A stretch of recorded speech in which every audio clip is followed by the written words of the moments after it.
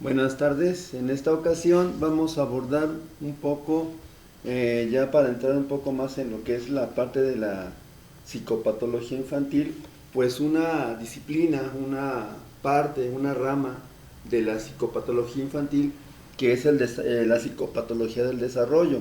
Es importante conocer esta concepción teórica porque justamente se va a relacionar con lo que es el desarrollo de la persona en cuanto a su edad y cómo en cada momento específico de las diferentes etapas a través de las cuales pasa una persona en el transcurso de desarrollo normal, pues ciertamente hay mayor prevalencia o menor prevalencia o riesgo incluso de padecer algún tipo de psicopatología.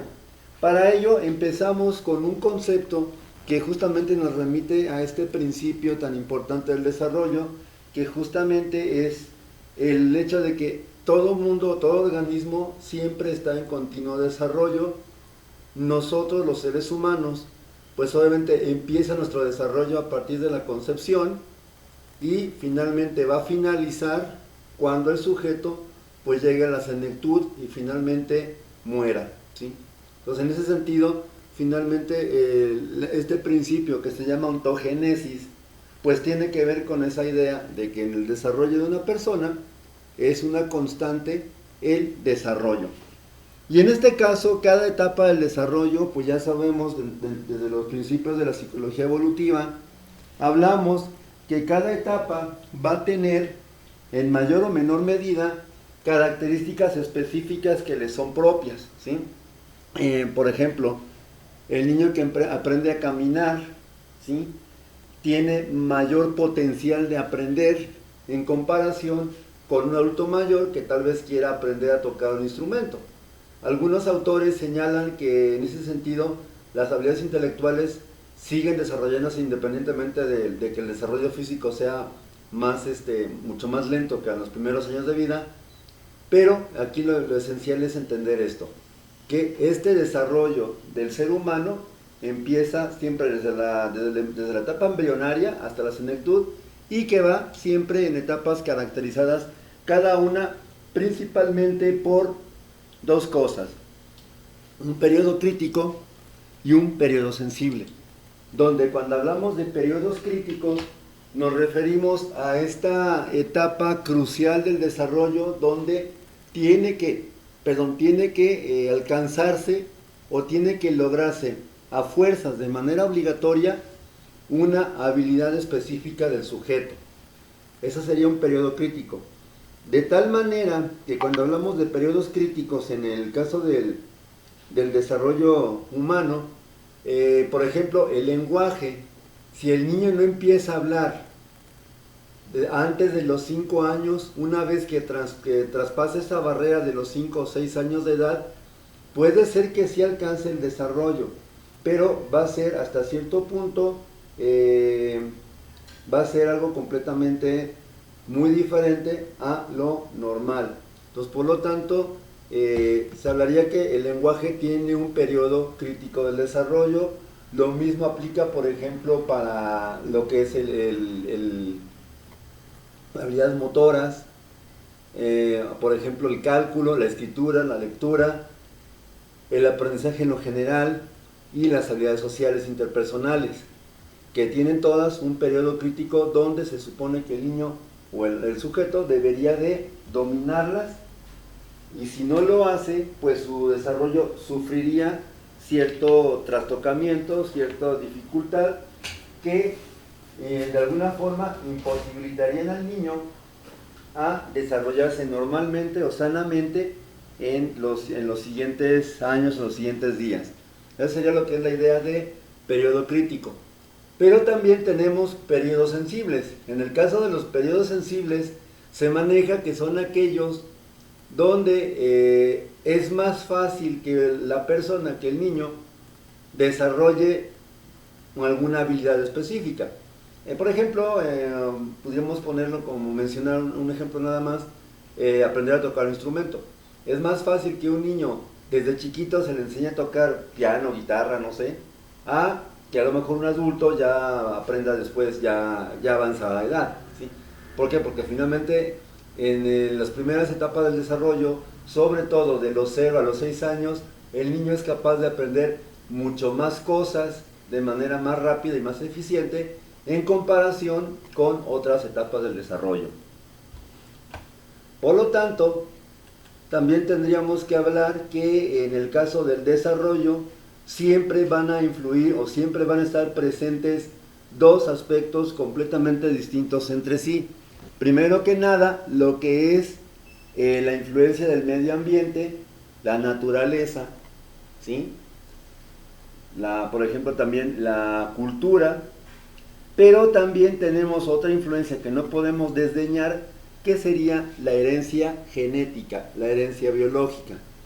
Finalmente, el ser humano se ve sujeto invariablemente siempre a estas dos influencias, tanto la genética como la ambiental, de tal forma que este sujeto que se ve expuesto a estas influencias puede sufrir algún tipo de patología justamente resultado de una interacción defectuosa con el medio ambiente o una predisposición genética, o una tercera opción que sería la combinación de las dos anteriores.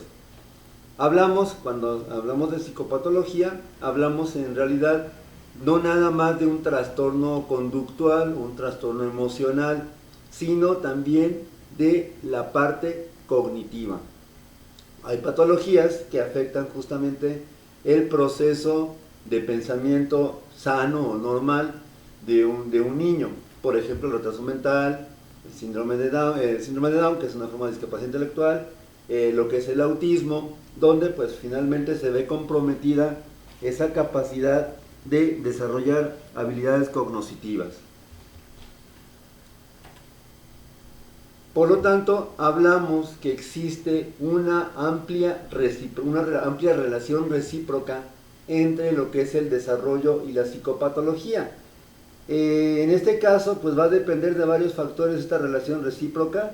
Número uno, la etapa del desarrollo en donde se encuentre y la frecuencia de cierto tipo de trastornos. Por ejemplo, es esperable que cuando el niño alcanza 11 o 12 años, pues entra a la pubertad, donde clásicamente se suelen presentar alteraciones del comportamiento y alteraciones o desequilibrio en la parte emocional. Justamente todas estas como resultado de interacción de lo que es influencias ambientales con influencias fisiológicas. No es que la adolescencia o la pubertad sea un trastorno, simplemente el despertar de lo que son las hormonas sexuales que provocan la aparición de los caracteres sexuales secundarios, pues es lo que propicia esta situación.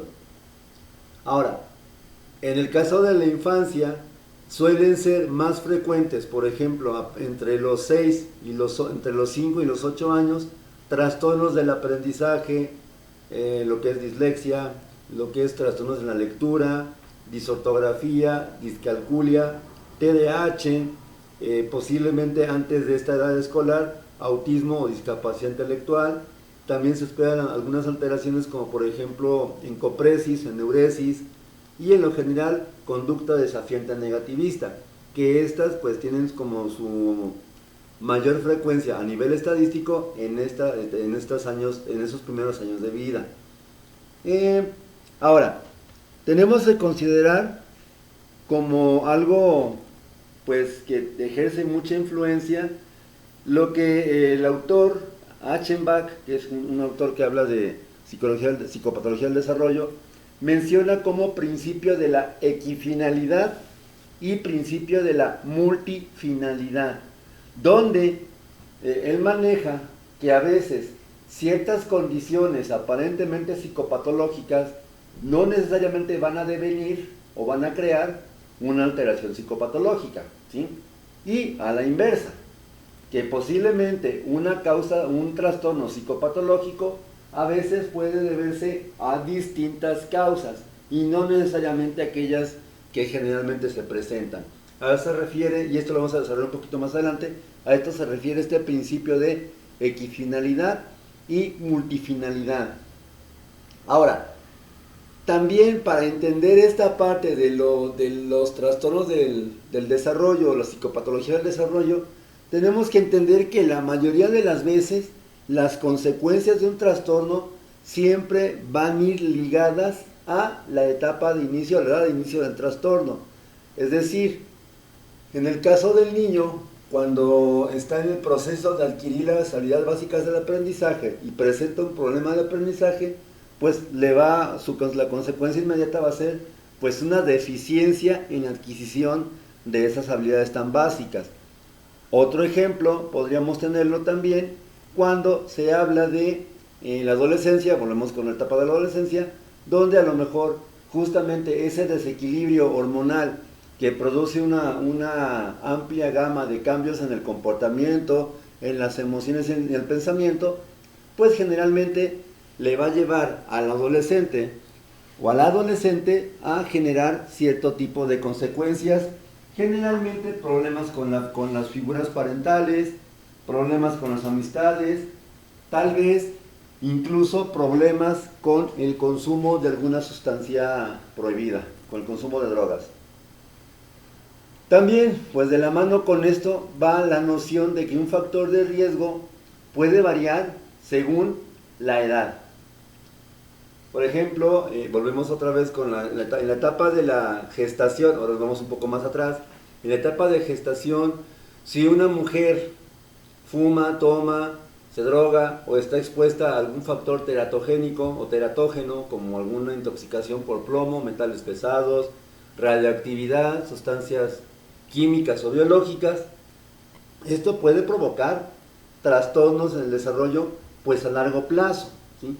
Entonces, por lo tanto, aquí tendríamos que ver justamente que algunos factores de riesgo son variables con el paso del tiempo y algunos son más severos en una edad y no tanto en la otra. Obviamente, cuando el adolescente llega a la etapa el niño llega a la adolescencia, pues ciertamente le va a afectar igual también la exposición a cualquier agente teratogénico, pero también le suele afectar mucho más la dinámica familiar y también, por ejemplo, las relaciones con los amigos, que por cierto es una queja muy frecuente con los padres de familia, ¿no? Que desconfían o recelan mucho las amistades de sus hijos adolescentes. Y bueno, también en este caso hay que entender algo muy importante. Como se mencionaba anteriormente, el sujeto, cualquier persona está influenciada desde dos puntos de vista diferentes. Lo que es la parte biológica que nos da la genética y la parte ambiental. En ese sentido, no siempre la genética y el ambiente en forma de estrés van a provocar los mismos resultados, que también lo habíamos visto anteriormente. En ese sentido, pues a veces no hay relación causal de una cosa con otra. Puede ser que el niño tenga la predisposición genética a desarrollar trastorno de ansiedad, pero no hay un disparador conductual o un disparador ambiental que haga que se presenten esos trastornos, sino tal vez hasta ya muy entrada la etapa de la juventud o en la adultez temprana, la adultez media, ¿sí? Otro punto importante es hablar acerca de lo comórbido o la comorbilidad. El término comorbilidad quiere decir enfermedades que se presentan al mismo tiempo que una enfermedad principal. Esto, por ejemplo, hablando de trastornos mentales o trastornos psicopatológicos, por ejemplo, puede ser que el niño que es diagnosticado con TDAH, aparte tenga problemas de deficiencia intelectual, problemas emocionales y obviamente problemas conductuales. Pero el diagnóstico principal va a ser originalmente pues el TDAH, ¿sí? Y obviamente pues algunos trastornos se presentan, como ya lo comentamos, casi de forma exclusiva solamente en ciertas etapas del desarrollo. También va a ser importante destacar que la gravedad y el pronóstico reservado para un trastorno pues va a depender mucho de dos cosas. Lo primero, la edad en la que inició el diagnóstico, el tratamiento, y dos, pues condiciones o factores que a lo mejor puedan agravar o que a lo mejor puedan beneficiar que el niño se recupere. También habría que entender una cosa, que muchas veces en términos muy generales toda disfunción conductual o toda alteración en el comportamiento, las emociones, el pensamiento, básicamente es la resultante de mezclar la sintomatología específica para cada trastorno más las consecuencias que tiene en su vida cotidiana el niño por padecer ese trastorno, ese síntoma. Es decir, el niño que es hiperactivo, sus síntomas básicos son déficit de atención, conducta impulsiva, ¿sí? Y esto le va a repercutir justamente en muchas esferas. En lo académico generalmente al principio, posteriormente le puede repercutir también en las relaciones interpersonales, sobre todo cuando su hiperactividad o su impulsividad es tal que no le permite, relacionarse sanamente o adecuadamente con algunos niños de su edad, sobre todo en lo que es el juego. Hay que recordar lo que se dijo anteriormente sobre que el juego es una actividad muy muy importante que todos los niños tienen que tener. Bien, ahora, cuando hablamos de psicopatología clásica, pues casi siempre lo hacemos desde los puntos de vista psiquiátrico, obviamente, o herencia de lo medicina, donde hablamos de solamente trastornos mentales. Ahora, para poder entender la noción de psicopatología del desarrollo, tenemos que considerar pues diversos puntos de vista y no nada más el psiquiátrico o el psicológico. Por el contrario, tenemos que considerar la herencia genética, la neurología del niño, que también está su cerebro funcionando, principios de psicología educativa, es decir, atender a la etapa del desarrollo específico donde está el pacientito, lógicamente, y también hay que reconocerlo, claro está, lo que es la psiquiatría, la psicología clínica. Es decir, entonces, cuando hablamos de psicopatología del desarrollo, no solamente hablamos de diagnosticar un trastorno, digámoslo así, formalmente, con un nombre y un apellido, sino también de considerar una explicación causal que explique la aparición y el sostenimiento en el paso del tiempo de esa conducta anormal o de ese trastorno psicológico.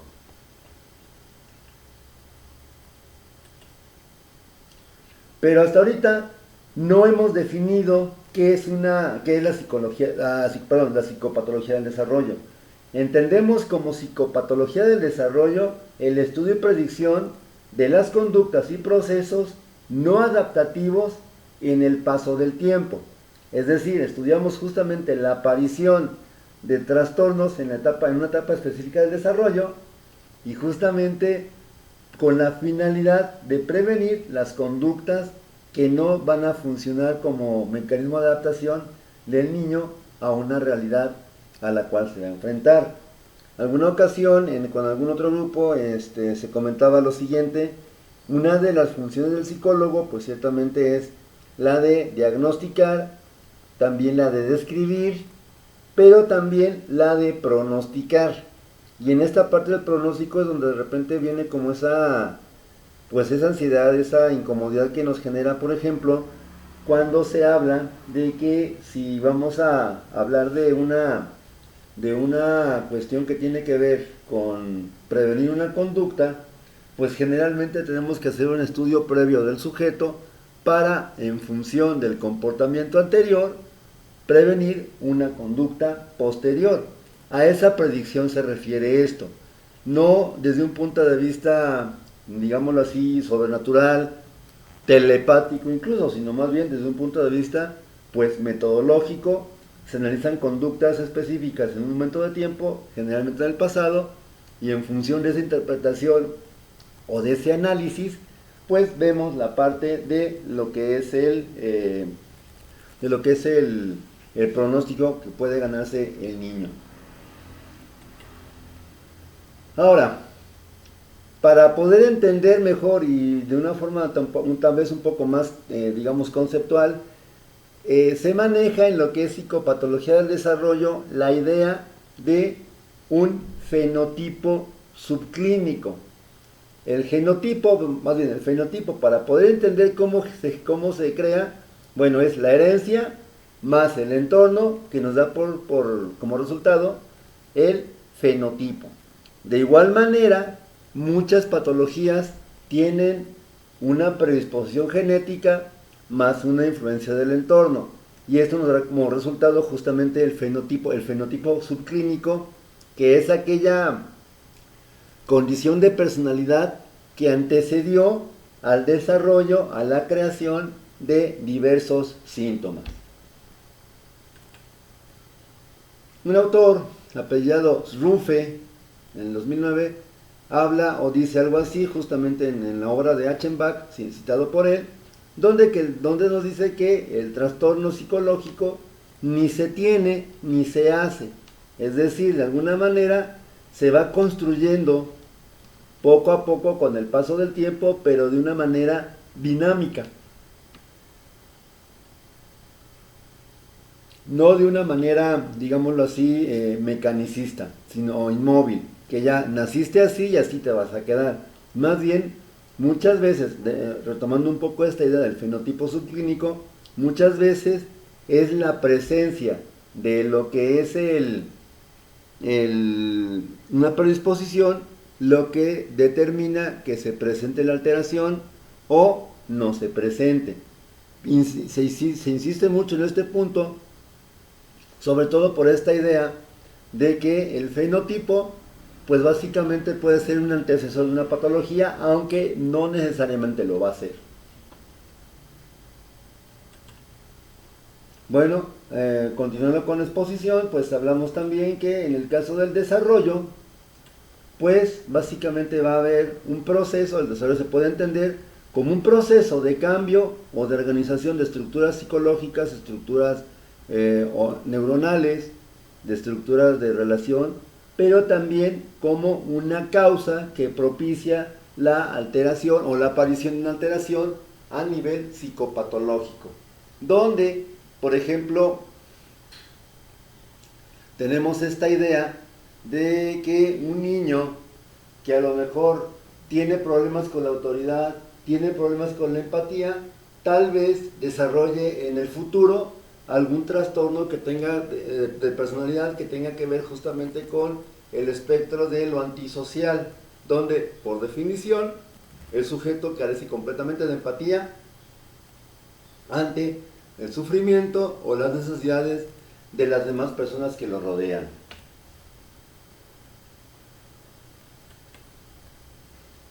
Para la psicopatología del desarrollo, pues es necesario conceptualizar la anormalidad como una separación o una desviación del sano proceso del desarrollo normal. Ciertamente aquí se retomaría un poco esta noción que teníamos o que habíamos comentado muy al principio, que tiene que ver con la noción de la teoría de la caricatura, donde el trastorno psicológico es una exageración de una conducta normal en su origen.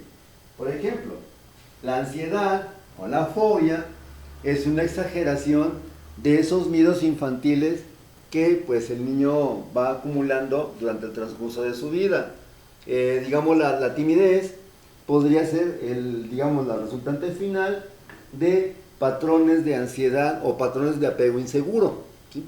Que, insisto, entonces el punto, la normalidad es una desviación, una separación o una exageración justamente de aquello que se considera normal. Como ya lo habíamos comentado esta parte, puede ser una desviación en cualquier fase, una disminución, una exageración, pero también tiene que ver la normalidad con el fracaso, es decir, no nada más es que se desvíe de la conducta normal o de la norma, sino ya sea exagerado o aumentado. A veces ciertas habilidades no se consigue dominarlas, ciertas funciones no se consigue dominarlas o controlarlas, y nos da como resultado justamente un fracaso en la adquisición o desarrollo de conductas específicas o de habilidades específicas. Por lo tanto, entonces tenemos que considerar la edad del niño, los factores psicosociales y ambientales. Y dentro de esto cobra una importancia pues muy amplia, justamente la psicobiología del desarrollo, donde independientemente de la postura psicológica que se trate, siempre se va a considerar al cerebro como el responsable de toda esta realidad que estamos percibiendo, que estamos creando. Es decir, el cerebro pues va a ser un organismo, un ser vivo en este caso, sano, que tiene plasticidad referida a esto en cuanto a al grado de resistencia, por ejemplo, a alguna situación que pueda modificarla. Y algo muy importante, dentro de lo que es la psicobiología del desarrollo, podemos entender que hay procesos que siguen un sentido progresivo y habrá otros tantos que no necesariamente van a ser progresivos, sino al contrario van a ser de carácter involutivo o en sentido opuesto. Es decir, por ejemplo, el desgaste que sufre a nivel neuronal un adulto mayor va a ser mucho más sofisticado o más, ¿cómo decirlo?, más complejo cuando se desarrolla desde las primeras etapas, ¿sí? Bueno, algunos aspectos importantes dentro de todo esto, de los 0 a 6 años, del nacimiento a los 6 años, nuestro cerebro tiene la mayor plasticidad neuronal, de tal manera que si el niño sufriese un accidente cerebrovascular o alguna herida, una lesión en la cabeza o alguna disfunción, entre más joven sea, entre más chico sea, va a haber mayor probabilidad de que se recupere rápidamente. Ojo, esto no quiere decir que el niño va a quedar exactamente igual o va a ser 100%, entre comillas, y subrayo comillas, normal. Pero, sin embargo, su cerebro va a adquirir esas habilidades que se perdieron a raíz del accidente o de la situación que haya provocado ese desajuste o esa irrupción. Finalmente, de los 6 años hasta más o menos los 20 años, en la adolescencia, pues el cerebro no es que deje de desarrollarse, pero lo hace a un nivel mucho más lento. Y obviamente, pues aquí introduciríamos el concepto, la idea que ya lo habíamos mencionado, pero no directamente con su nombre, de involución, ¿sí? Es decir, es el proceso opuesto a lo que es la evolución.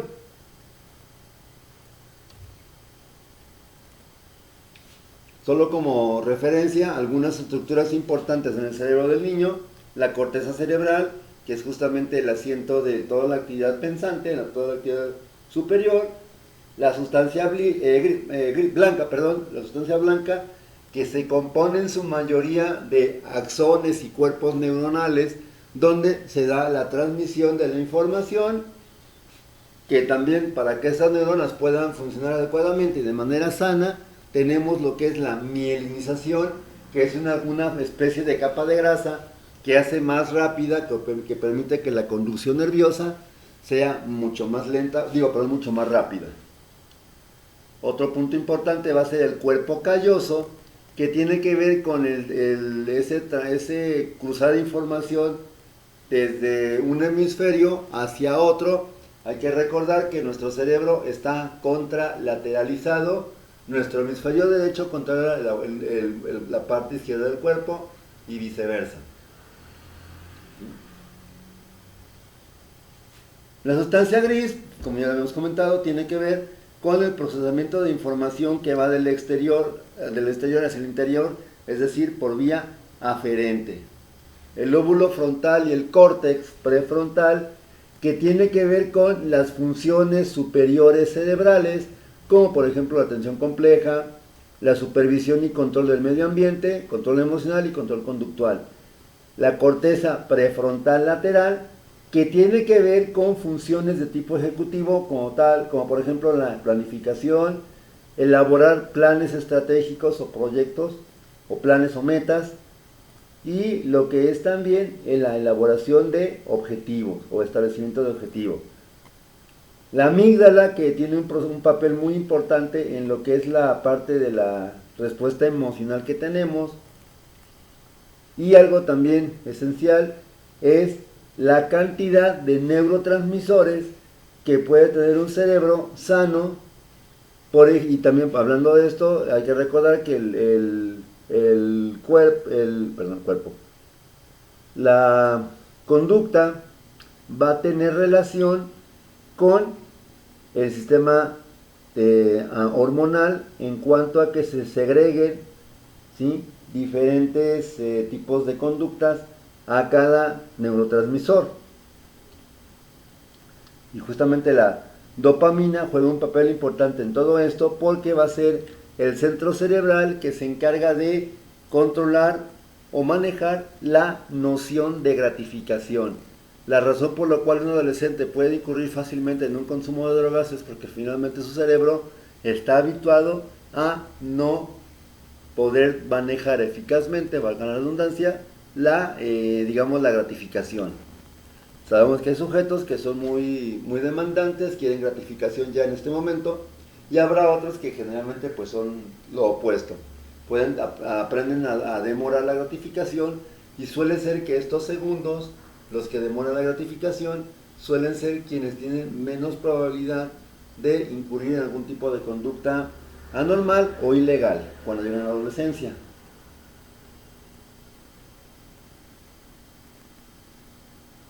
Otro punto importante va a ser el desarrollo emocional, que tiene que ver con el control del lóbulo prefrontal sobre la amígdala y estructuras asociadas, pero también, que esto es a nivel cerebral, sino también entender como una preconducta, una actitud, la evolución que hace a través de los años el niño sobre el manejo y control de la ira, donde pasa de la agresión exterior instrumental, por ejemplo, pues no sé,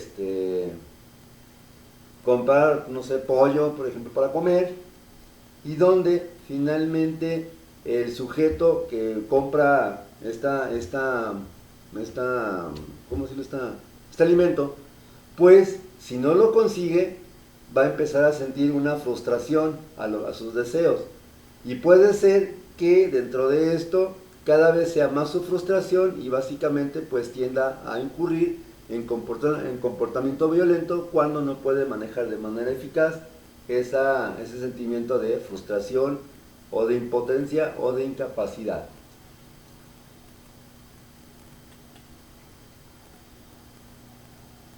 Permítanme, se me trabó.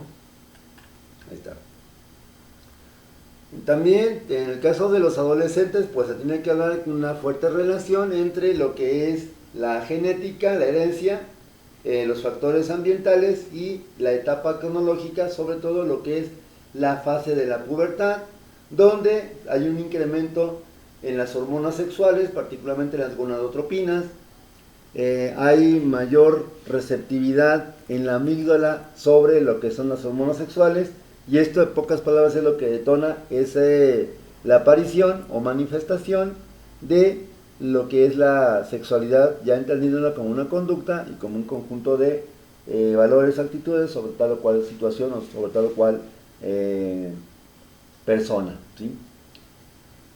Durante la adolescencia, pues también se tiene un índice más alto de sensibilidad a estímulos emocionales. Justamente la predisposición genética puede traducirse en lo que son problemas se me fue la palabra, perdón. Bueno, ahorita me recuerdo la palabra. Finalmente, entonces, en el caso de los estrógenos, es justamente esta parte que provoca que una adolescente, mujer, una niña, pueda desarrollar trastornos alimenticios, sobre todo cuando tal vez, de alguna manera, en el caso de los trastornos alimenticios, es su genética la que determine a lo mejor el hecho de privarse del alimento, o al revés, atrancarse del alimento para después vomitarlo. En lo general, en el caso específico de las niñas y los trastornos alimenticios, pues cuando se presentan estos antes de la etapa de la adolescencia, van a ser prepuberales y generalmente el ambiente tiene una influencia muy importante. Cuando estos ocurren después de la adolescencia, generalmente la explicación siempre va a ser genética o biológica. No, insisto, no podemos tampoco negar la importancia que tiene el hecho de la interacción social de un sujeto con su medio ambiente, de tal manera que es justamente lo social lo que determina la estabilidad de una conducta y también pues qué tanto ese sujeto va a interaccionar adecuadamente y satisfactoriamente con su medio ambiente circundante. Por ejemplo, en el caso de la adolescencia tenemos que va a ser muy importante los amigos más que los padres. Por ejemplo, en el caso de la relación empática, se puede pasar del optimismo a la estabilidad y la autoconfianza, y justamente es un resultado de una interacción favorable o positiva con su propio pueblo, su propia gente, pues en el caso de los adolescentes, o con su grupo de pares, con sus contemporáneos o coetáneos. También, lógicamente, el adolescente va a tener mayor susceptibilidad al rechazo y a la aceptación. Es decir, un adolescente el rechazo lo experimenta como una tragedia griega, ¿sí? Con el paso del tiempo se le va olvidando, sí también, pero tal vez a lo mejor algunas personas pues no alcanzan a entender esta situación. Se maneja también a grandes rasgos que en algunas ocasiones el rechazo que experimentan algunos adolescentes puede llegar a ser tan fuerte que incluso disminuya la actividad del lóbulo prefrontal. Es decir, el adolescente caería en depresión, clínicamente observable a través justamente de la conducta más clásica, que es no querer hacer nada o pasarse largos ratos de tiempo sin hacer nada que antes le gustaba mucho tal vez. Lo que decíamos anteriormente, muy al principio de la presentación, los procesos de causa, que la equifinalidad, diversos factores de riesgo conducen al mismo efecto o tienen la misma resultante, la misma consecuencia, y un mismo factor de riesgo puede producir diversos efectos muy diferentes entre sí con una persona, ¿sí? Muy bien, pues por mi parte en esta intervención sería todo. Cualquier duda, comentario o sugerencia, pues le agradezco mucho que la hagan saber pues a través de lo que es el correo electrónico, o a través de lo que son los comentarios del video, igual a través de Claro, ¿sí? Por mi parte es todo y que pasen excelente fin de semana.